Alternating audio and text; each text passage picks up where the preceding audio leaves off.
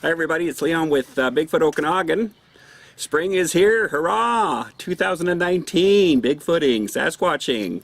I just thought I'd do a few things here and show you kind of what I have in my arsenal of what I use and how some of it all works. But just before I do that, what I'd like to suggest, if you guys wouldn't mind, Justin from Mountain Beast Mysteries. We've been chatting quite a bit. Met him first time last year at the Alberta Sasquatch Campout. He's got a little project on the go, and I've been kind of helping him a little bit with it. Not specifically doing it with him, but just supporting him. So one of the things I like to do, besides I've helped him out a bit financially, and you guys know Justin, he's a pretty solid guy. So I'd also want to encourage you guys, below this particular video is going to be his PayPal and Patreon link. I'd like you to, if you can, throw 20 bucks his way, 50 bucks his way, 100 bucks his way, 500 bucks his way to help him out with this new documentary he's working on. So he's a great supporter, and you know, most of us are working full-time, family, all this kind of stuff, so it does take time and finances for good researchers to do what they're doing. So I just want to encourage you guys to support him in this effort. So I'm going to talk a little bit about survival gear, but I'm going to do it a different way for this particular video. But I'd like to show you some other stuff and give you some ideas. Before you go and pick up anything in regards to your Bigfoot stuff, just be cautious that you don't spend thousands of dollars because you have to get the top of the line stuff. Because you can find a lot of good stuff online or at, I don't know, some of the sites like Castanet or some Facebook sites as well where you can get used stuff. And you'll be surprised at what you can get. So most of the stuff I'm going to show you here has been under $100. And I want to kind of go through it a bit for you so you can kind of give you some ideas of what to grab and stuff. Some of the stuff you'll know, some of this other stuff you might find a little interesting. So the first thing you want to do as a good researcher, besides going online and trying to weed yourself through all the insanity that's online, is find yourself good researchers that are online. And remember, when you're watching videos, it's not what they're telling you, the narrative, it's what they're not telling you that you got to eventually find out about them. But another good thing to do is also go and track down really good authors like Thomas Steenberg and John Bindernagel, and you know, each of them come from their own perspective on Sasquatch, but they're pretty fair and they're far from hoaxers, and those are the kind of guys you want to connect up with. So now the second thing I want to mention to you is about catastrophe. What's catastrophe, Leon? Catastrophe is when you're filming all winter long and you're using helicopters and all this great stuff and you're talking to great people and you've interviewed them, and then 2 days ago your computer crashes with all of the videos. And unfortunately that's what's happened to me. So I'm really hoping that the tech guys can pull off a lot of that data, because I can't, it's great stuff and I can't show any of it because my computer crashed 2 days ago. Yeah, I know. Did you back it up? I usually back things up, and I usually back them up after I accumulate some things. Unfortunately this time I didn't back it up fast enough and it's crashed. So hopefully I can get that data back, and let's move on from that sadness in my heart to what I want to show you today. So again, the key part is, listen, don't pick up, brand new stuff. There's other ways of doing it where you can get some pretty good quality stuff. Again, this camera you're watching me on, it cost me $100. It used to be $500 and $600 brand new, and it's been a great camera for me. And that way, if I lose it or something happens to it, I'm only out $100. I'm not out hundreds of dollars. So there's some basic stuff that you want to remember when you go out into the bush. Springtime coming, billions of mosquitoes, black flies. Bring some off with you, or find some other way. I think Michael Merchant likes to use mud from sloughs and stuff he puts all over his body. Love you, Michael. And listen, the other thing is you want to pick up bear mace. I use bear mace. Oh yeah, grab a really good holster as well. Yeah, so it's not just in your pocket, so it's stuck on you in case you fall down or something happens and getting chased, that this doesn't fall out of your pocket. Some people like to use guns. you know, as protection. I find bear mace is the best to use. Why? Because it activates a different part of the brain as soon as that mace hits those nostrils of whatever's attacking you or coming close to you. Again, where I am at, there's a lot of grizzly, there's a lot of cougars, there's a lot of black bear, and it's better to have it than not have it and get yourself in a bit of a problem. The other thing too is when you're in the bush, and especially if you're in a bush where you don't have Wi-Fi, or sorry, if you don't have cell service. Up on top of the mountain here, as soon as I get up there, I have no cell service. It's important to tell somebody where you're located and when you're going to be back, and also that you follow up with that time. If you're going to be out of the bush by 6, you text them by 6. If they don't hear from you by 6, then they can start to worry. If you're a little delayed, you can still nail them with a text. Once time moves past that, then they'll figure out whether or not you need to do something or not do something about the situation you're in. The other thing is, before we get into all the technical stuff, look, there's some easy stuff you can pick up. You want to have as many, first of all, you want to have as many batteries as you possibly can with you. Tons of batteries. Just have them extra ones. AAA, AA's. Why? Well, because you need them for your light sources that you can need. This is $10, fits on my bill of my cap. This other one I got for free. A lot of these are older, so they last pretty good. This is about 5 hours on AAA's, 4 AAA's, and this one's about, I don't know, this one's been running for quite a while, almost 3 days, off and on for 4 days for a couple hours a day. These are double A batteries on this one. The other thing too is when you're in the bush is you want to make sure you pick up a GPS unit. I'll show you 2 on here. I'll put one to my left and one to my right. I want to caution you a little bit about the GPS units that are out there, because sometimes you can get false sense of security. What I mean by that is a lot of the GPS units that are coming out, they also have the SOS button or the help button, which automatically sends out to satellites to a station to send, if you're in trouble, you just push that SOS or that help button, and that signal goes to a rescue station, and then they'll come in and rescue you. In some cases, you want to check out the product you're using to make sure that the area in North America you're in is covered as far as satellites go, because there has been a few reports this year of people who have pushed those SOS and it didn't connect up with any or satellite, sorry. So you want to make sure that you kind of do your research, your due diligence online about different ones and whether or not they're actually activated, and will cover the area that you happen to be in. I want to point out something else. Get people commenting to me about, well, Leon, when you're looking at stuff, you just say, well, that's 16 inches and that's 20 inches and that's this, and how do you know that? You don't ever pull out a measuring tape. Well, actually, I do pull out a measuring tape. You just don't see it. So a good measuring tape is one that's at least 1 inch thick. Okay? Now, what I did when, in the summertime, when I'm not carrying a coat and stuff like that, what I usually do is I'll take this like this and put it on my arm, and then I'll get a black felt and I'll mark every 6 inches with a black dot on my skin. Now, why do I do that? Well, as time moves forward and you do that on a regular basis, you don't need to do the black mark anymore, but you actually have a measuring tape. And your eyes and your brain will be plugged into the distance of 6 inches on your arm. So when you're looking at something and say you forget a measuring tape, or you stumble across something, a track or something, you want to figure out what it is, you'll be able to use your body as a measurement tape. So it's just kind of a neat little trick to use, so that you don't necessarily have to pull this big thing out. You can go back to your vehicle or wherever you're located to go get it to verify it, but in most cases you'll be pretty close with your measurements. When I'm out in the bush, I like to have lots of cameras. I usually carry 4 cameras with me all the time. This one that you're watching me on, I carry a GoPro camera as well, and I carry an old cell phone. 2 years ago, all the videos you saw online with the Bigfoot Okanagan, it was all filmed on this.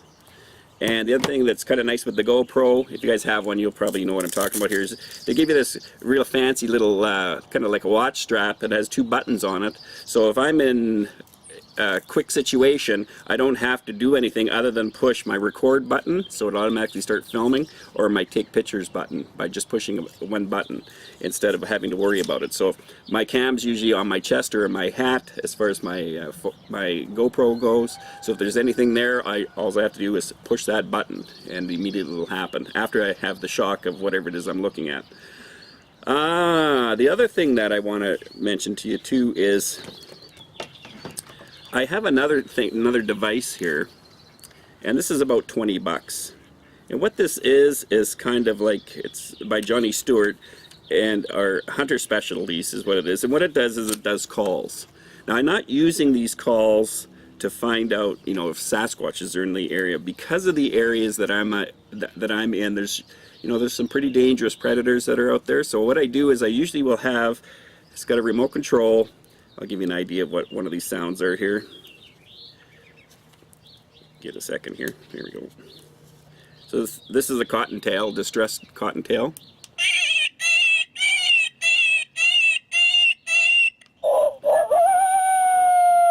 Coyote howl.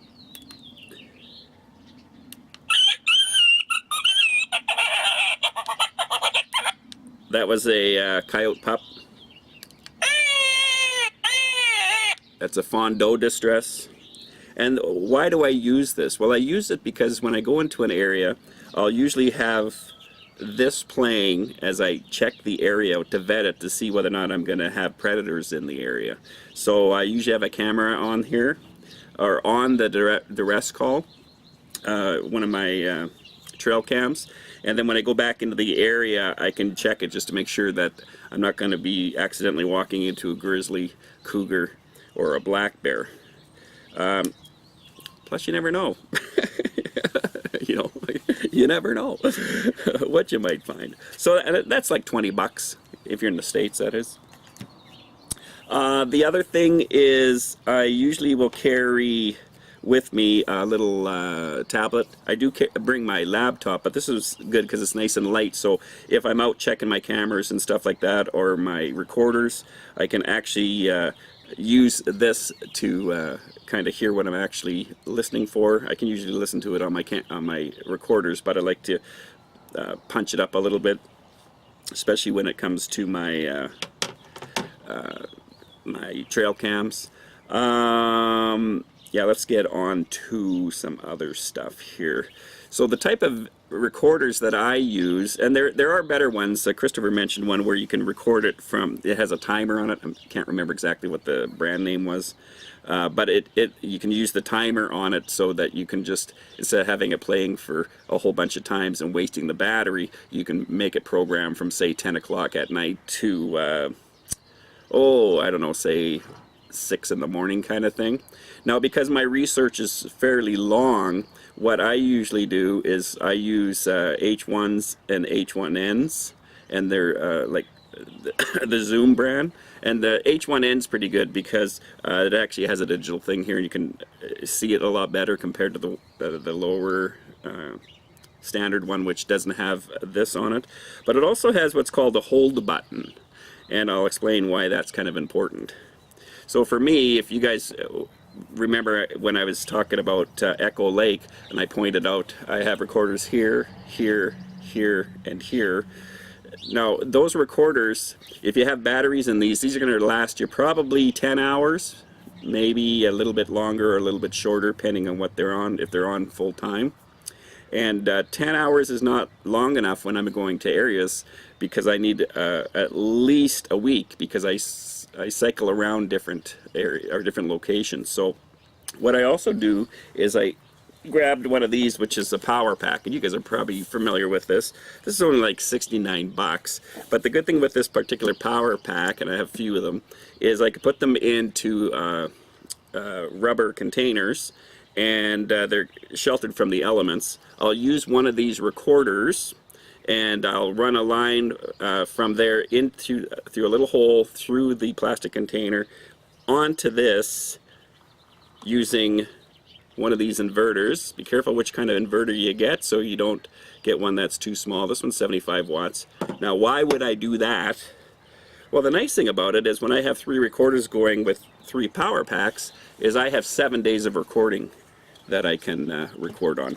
On top of that, those power packs can charge all of my electronics. And if it happens to be a rainy kind of day out, what I can do is, you know, check over my materials on this or my laptop, or watch movies, scary monster Sasquatch movies, just to pass time away till I can get outside.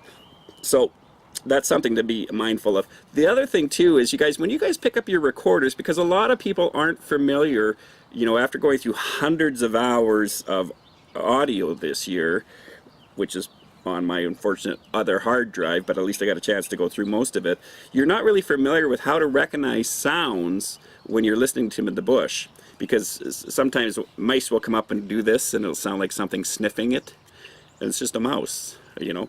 Or you'll hear a chunk, chunk, chunk, chunk, chunk sound, and people will say, oh, it sounds like bipedal walking. Well, that's usually not bipedal, it's usually a deer, or some kind of other animal, I'll say for right now, but it's usually a deer, from what I can tell from what the trot sound is. So the other thing is, when you get your recorder, what's a good thing to do is you do tests with them. So you put this particular recorder, say if you have, I have a huge field right here, I can take my recorder here and I can put it, say here, turn it on, and then walk a distance. And as I walk a distance, I'll whistle.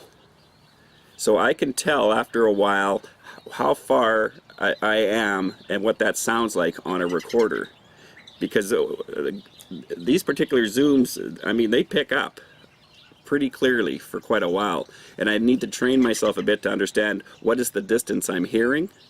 So another way of doing it is, a quick way of doing it is put it by the, if you have a road, put it by the roadside, turn it on, put your car on, honk your horn once, drive a certain kilometer or a certain distance, honk your car horn again, drive the same distance again, so double it, honk your horn, and then do that one more time, honk your horn. That'll give you an idea of what the distance might be carrying in regards to when you're using recorders. I found that really helpful, especially when I'm trying to track down the distance between the sounds that I'm hearing in the forest compared to just hearing sounds in the forest. It gives me a bit more of a measurement to go by. Okay? So the other thing I want to talk to you a little bit about is with your cameras, your tree cams. Now there's a lot of speculation out there about tree cams and that they can see the camera and they can't see the camera and, you know, whatever. The thing with your cameras again too is, if you go and pick up a camera, do the same thing you do with the your recorders.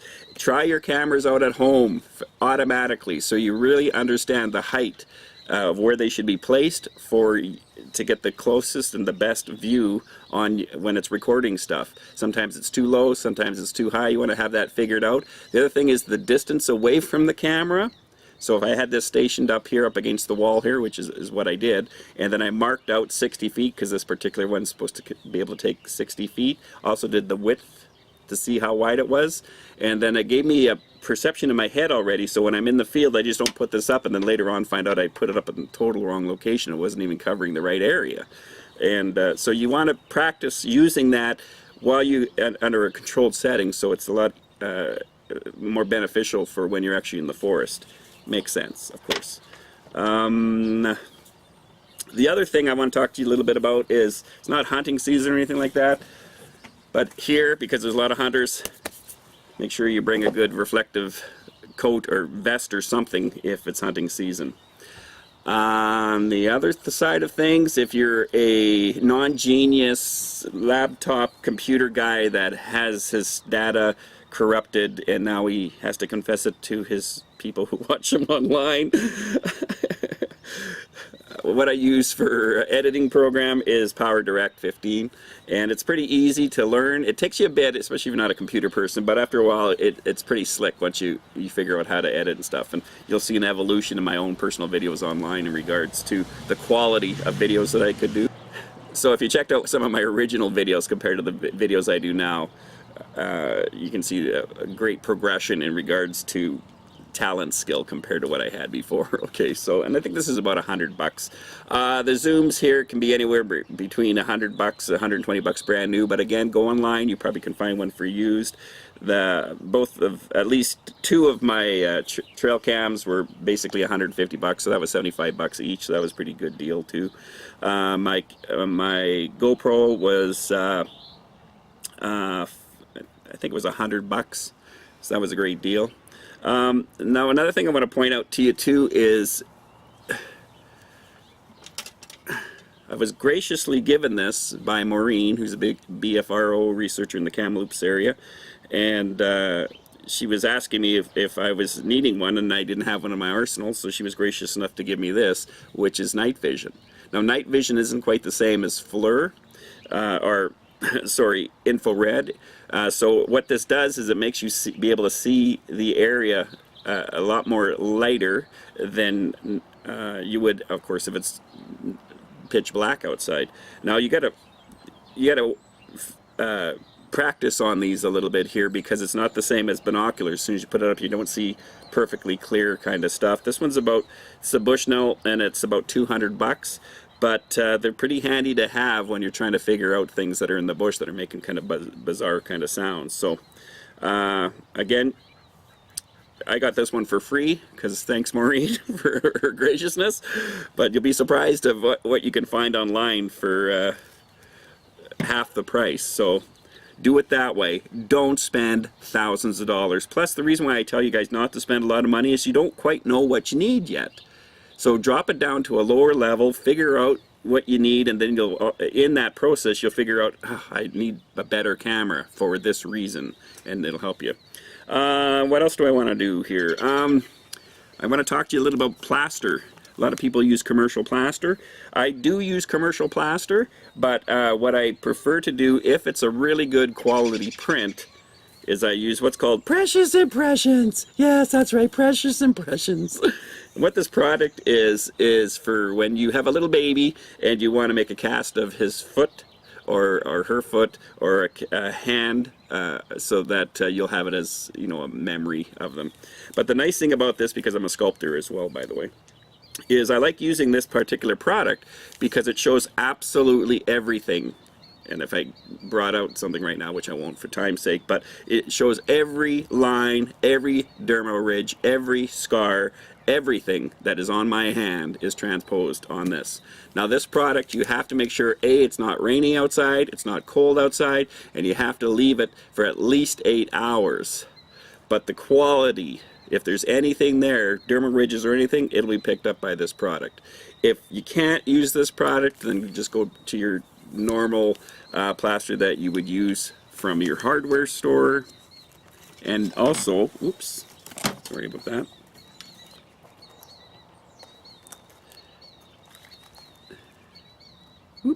So also, pick up this little thing called a wisp, or whisk, and use that when you're using your plaster, because it'll take care of all those little bubbles or all those little chunks that might be in it. You want to make it as smooth as possible. Okay, what else do I want to share here? The other good thing is pick up a decent compass and learn about compasses. Now I was going to talk about the survival kit, but I want to promote Raw Skill Bushcraft. That's Nick. He contacted me a couple of weeks ago. I think he found me on Facebook or something like that. He's kind of interested in Bigfoot. But I'm going to put a link down here and check out his YouTube channel, because he talks about, you know, like survival kits. And he talks about, you know, what do you do when things go awry. I posted on Bigfoot Okanagan's Facebook page about one of his videos are what happens when you break your leg in the bush. Because sometimes when you're not expecting it, that's when something bad's going to happen. So I'd encourage you to check out his channel, because he's got some really good insights in regards to what to do and what to take in the bush with you. And he's hardcore, aren't you, Nick? Totally. So I'll put that link below here, probably just below Justin's link for his Patreon and stuff like that. What else do I want to cover here? I think, oh, how can I forget that? The other thing I use is a drone. Now, because I'm old and fat and I've dropped dead 6 times, I use this particular drone in areas when before I go in and commit myself into an area, I can take this, besides also going online and looking on Google Earth in the areas that I'm investigating, and send this in ahead of me. And this Mavic's pretty decent because it's got 3 batteries to it, so I have about 45 minutes of flight time. I want to point out with this too is when you're using a controller, even though it says, you know, you have 45 minutes of flight time, your controller might not be able to keep going as long in regards to its charge as the batteries that you have available to yourself. So sometimes the power pack, again, is a good thing to have because I can put my controller into the power pack, and then also when one of these are done, I can put these and charge this up when I put a new battery in, and I can almost have endless flight time. So I have about 64 gigabytes of video I can record and keep this up in the air as long as I want. So it's just a really handy thing to have. If you are going to get a drone, make sure in Canada or in the States that you take a peek at the new laws coming in for drone regulation, because they're changing this year. And you need a license now. Oh joy. Okay, so I think that was all I wanted to talk to you guys about. You know, other simple things too, just for safety's sake, make sure you have all-purpose tool or a knife, a good knife, and bring some rope with you. Most of this stuff you guys already know, but make sure that you be safe out there. Make sure you notify people of where you're going. 2 people, not just 1 person. Check out Nick's videos. He's a really good guy. He's a refreshing guy. You guys know who I talk about, bumping into certain characters that aren't awesome in the Bigfoot online community.